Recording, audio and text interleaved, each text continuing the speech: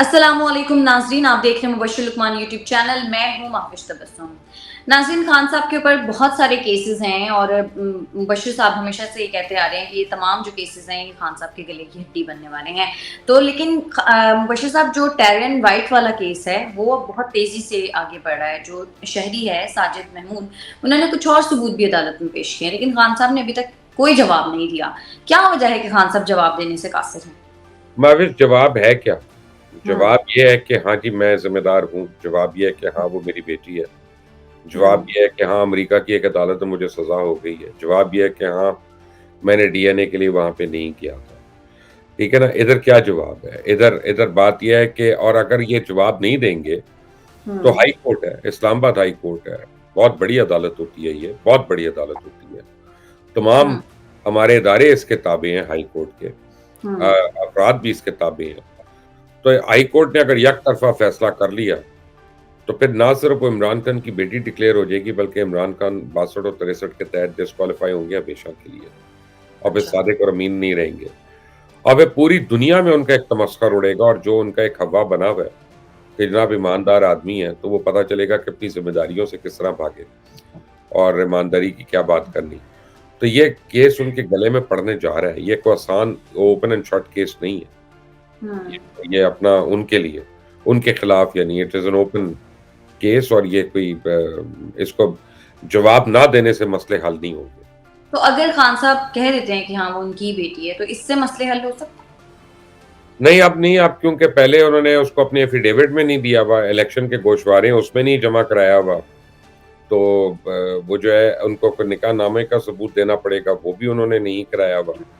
तो हाँ। वो कंसीलिंग ऑफ फैक्ट्स में आ जाएगा ना वो, तो वो मज़ीद प्रॉब्लम है, वो भी 62 और 63 के ज़ुमरे में आएगा। तो हुँ। ये मैंने आपको कहा गले की हड्डी जो है ना, ये बनने वाली है ये।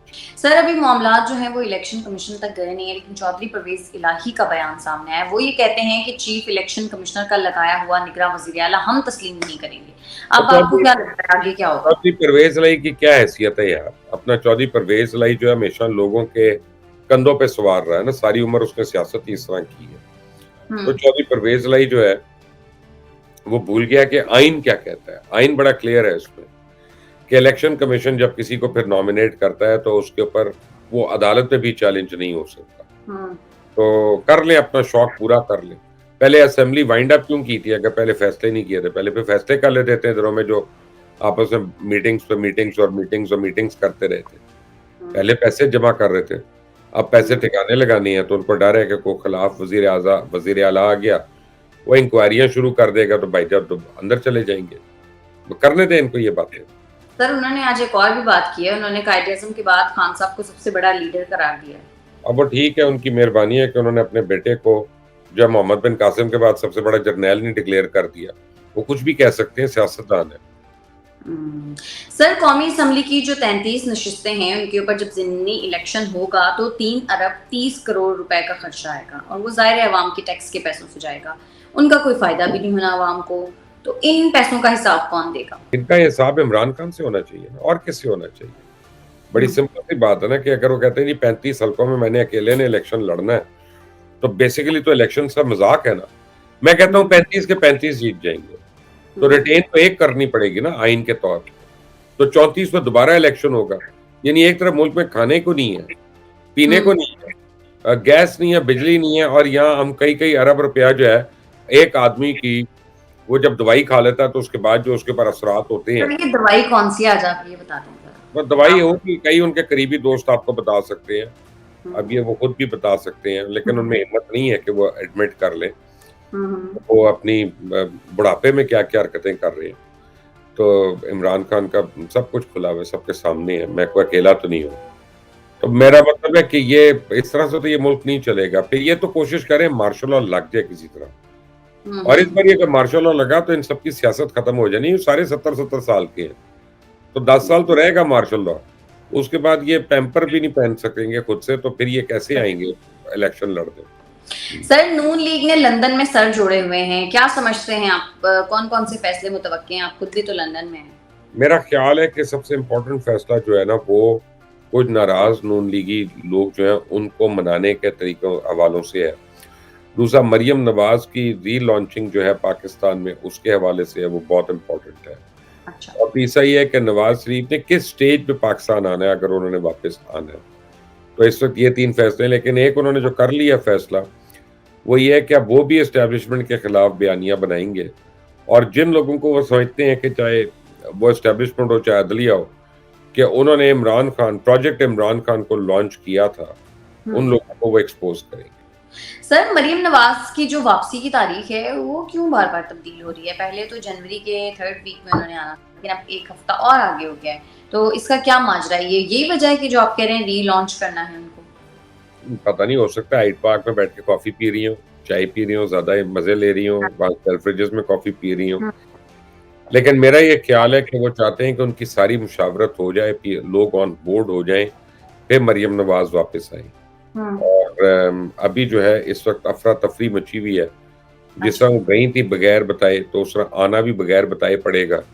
वो चाहते हैं कि कुछ तो इस्तकबाल हो एयरपोर्ट के ऊपर, कुछ तो हल्ला-गुल्ला हो, तो उनको कुछ हुँ। तो टाइम चाहिए उन चीज़ों के लिए। सर, वज़ीर-ए-आज़म शहबाज़ शरीफ ने कुछ अहम फैसले किए हैं। इज़ाफ़ी टैक्स आयद करके 150 से 200 अरब रुपए जमा करने, गैस और बिजली के निर्खों में इज़ाफ़े और मिनी बजट लाने समेत और भी बहुत सारे फैसले हुए हैं। सर, ये सारे फैसले करने में इतनी देर क्यों हुई? ये बहुत देर की है, हुँ। ये बहुत पहले होने चाहिए थे, जब मिफ्ता इस्माइल कह रहे थे तब होने चाहिए थे और हुँ। इसकी वजह से पाकिस्तान को बड़ा नुकसान हुआ है, इनको बरवक़्त ना करने का। लेकिन चलें, हुँ।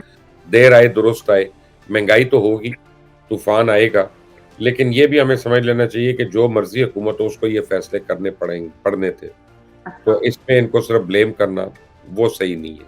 इस वक़्त सब्र करें और इससे निकलने की दुआ करें।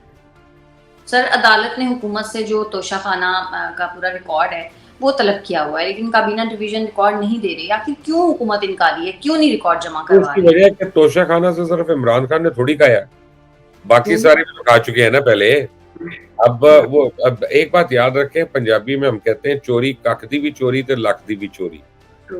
तो वो चाहे किसी ने एक पेन लिया हुआ है तोशाखाना से, चाहे एक पेपर पेन ली हुई है, लिया हुआ तो है ना, वो उनके बाप का माल तो नहीं है ना। तो अपने नाम कैसे दे दें कि हमने ये खाया हुआ है, कि या वो अब यूसुफ रज़ा गिलानी ने तो हार ले लिए थे ये वो सोने के और हीरों के हार ले लिए थे वहाँ से और हुँ। कोई और लोग थे उन्होंने गाड़ियाँ भी ली थी वहाँ से। तो ब ठीक है, सबका हिसाब होना चाहिए, सबको सज़ा होनी चाहिए। जिसने तोशाखाना से खा के इस मुल्क को नुकसान पहुँचाया, क्यों बचे? चाहे वो मेरा बाप हो, चाहे भाई हो, चाहे जो मर्ज़ी हो। सर, न्यूज़ीलैंड की जो वज़ीर-ए-आज़म हैं जसिंडा आर्डर्न, उन्होंने ज़ाहिर है उनके ऊपर बड़ी तनकीद हो रही थी मुल्की सतह पर, तो उन्होंने अपना ओहदा छोड़ने का ऐलान कर दिया। हमारे सियासतदान कब ये चीज़ें सीखेंगे?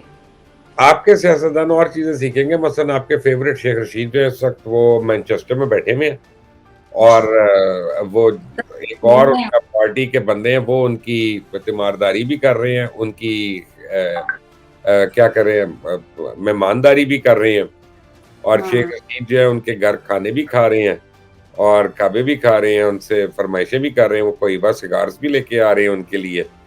और तो हमारे तो सियासतदान यही हैं।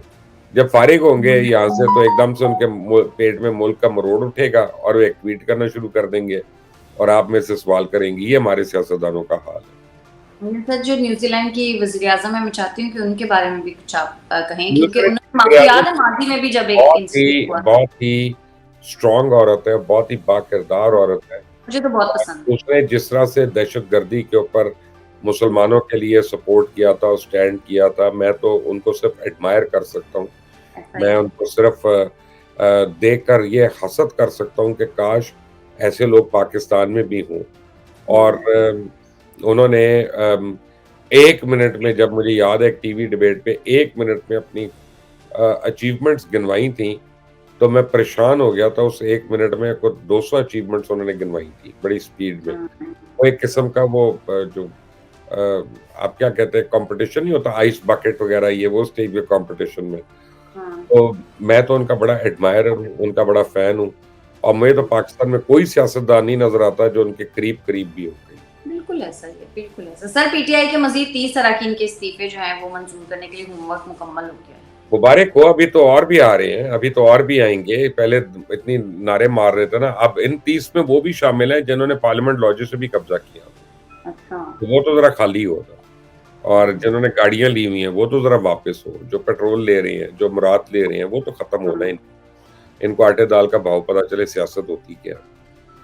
चलें देखते हैं। ठीक है मुबश्शिर साहब, बहुत शुक्रिया। नाज़रीन, आज के प्रोग्राम से इतना ही। अगर आपको हमारी वीडियो पसंद आती है तो चैनल को कर दें लाइक, सब्सक्राइब और शेयर, और अपनी कीमती राय से हमें ज़रूर आगाह कीजिएगा। हमें इजाज़त दें। अल्लाह ने के बाद।